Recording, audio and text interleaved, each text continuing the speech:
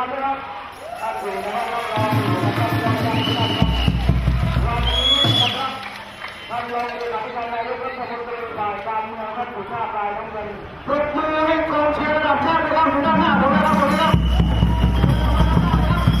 โดยเรียนเชิญพัฒนาของการที่จะดูของการเชียร์ว่าทีมไหนอย่างไรจะยิ่งใหญ่อลังการขนาดไหนวันนี้ครับพี่น้องเชียร์กันนะครับเป็นเรื่องนี้ได้เลยครับเชียร์กันเลยครับ